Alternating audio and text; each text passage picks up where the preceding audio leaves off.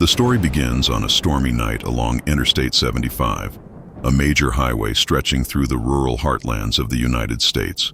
The rain is coming down in sheets, the wind howling as it whips across the desolate landscape.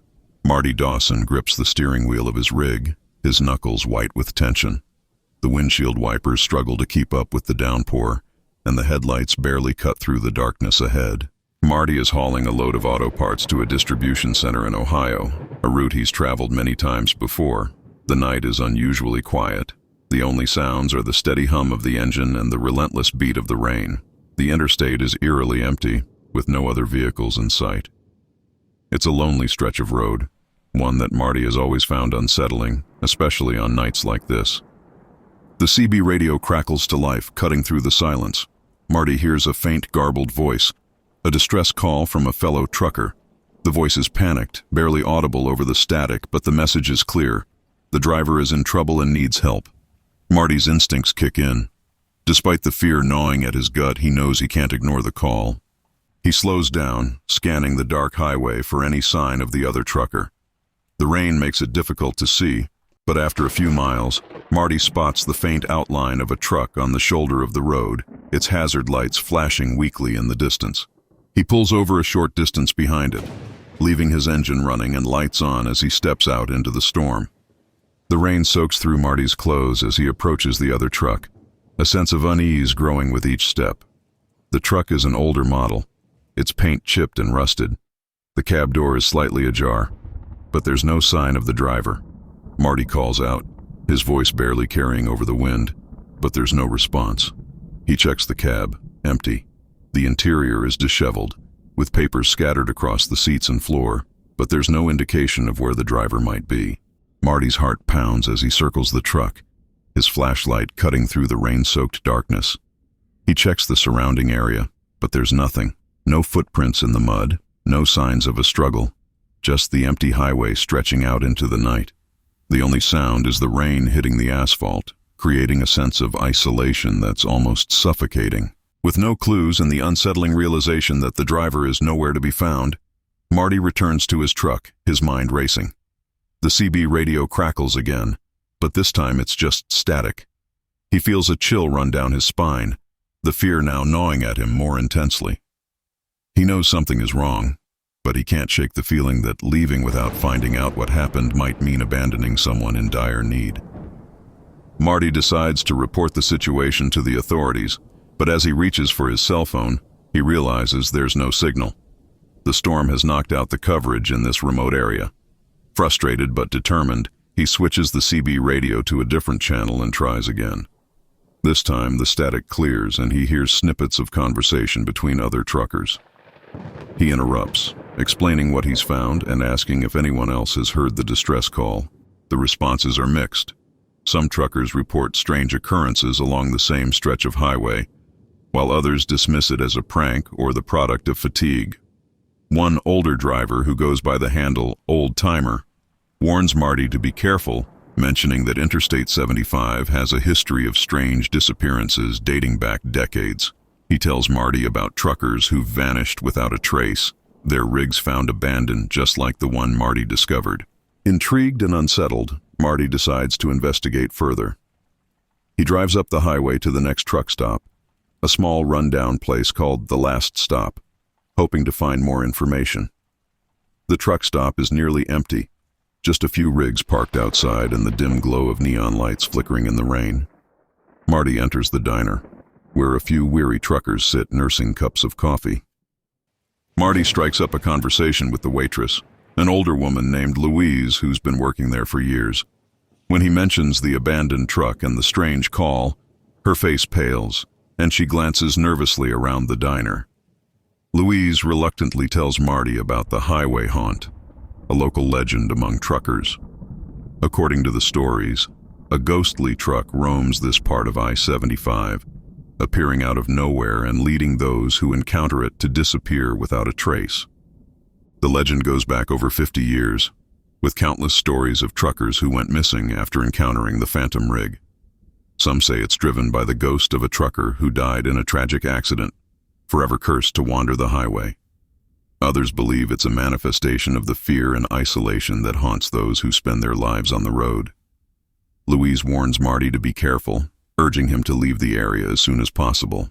Undeterred, Marty presses on, determined to uncover the truth.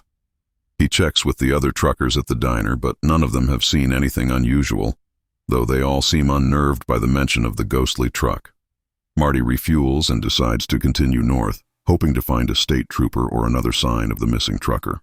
As he drives, the storm intensifies, the rain lashing against his windshield with increasing ferocity. The highway seems to stretch on endlessly, the darkness closing in around him. Marty keeps a close eye on the road, his nerves frayed by the strange events of the night. The CB radio is quiet now, the eerie silence only adding to his sense of unease. Marty's fear reaches a fever pitch when he suddenly spots headlights in his rearview mirror. They appear out of nowhere, rapidly gaining on him. The lights are blindingly bright, cutting through the storm like the beams of an oncoming freight train. The truck behind him is massive, its engine roaring like a beast in the night. Marty grips the steering wheel, trying to stay calm as the truck closes the gap, its presence menacing and overwhelming. He tries to accelerate, but the phantom truck matches his speed, staying right on his tail.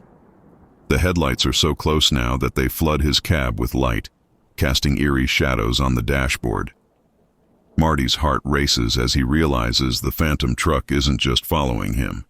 It's trying to run him off the road. He swerves, trying to avoid a collision, but the phantom truck mirrors his every move, pushing him closer to the edge. Marty's mind races as he tries to think of a way out. He remembers the stories from the diner and realizes that he might be facing the legendary ghost truck. Desperation takes hold as he decides to make a last-ditch effort to escape. Spotting an exit ramp up ahead, Marty veers sharply to the right, tires screeching as he takes the turn at high speed. The phantom truck follows, its horn blaring in a deafening wail that echoes through the night. The exit ramp leads to a narrow, winding road that cuts through a dense forest.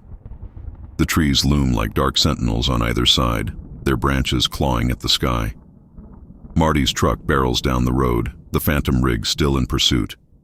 The road twists and turns, the rain making it slick and treacherous. Marty fights to keep control, his knuckles white on the steering wheel. As he rounds a sharp bend, the road suddenly opens up into a clearing. Marty slams on the brakes, bringing his truck to a screeching halt. The phantom truck, however, doesn't stop. It speeds past Marty's rig and into the clearing, but instead of continuing, it vanishes into thin air, its blinding headlights extinguishing in an instant. Marty sits in stunned silence, the only sound now the rain gently tapping against the roof of his cab. He's alone in the clearing, the ghostly truck gone as if it were never there. The reality of what just happened begins to sink in, but before he can process it, his radio crackles to life again. The voice on the radio is clear now, no longer garbled or distorted.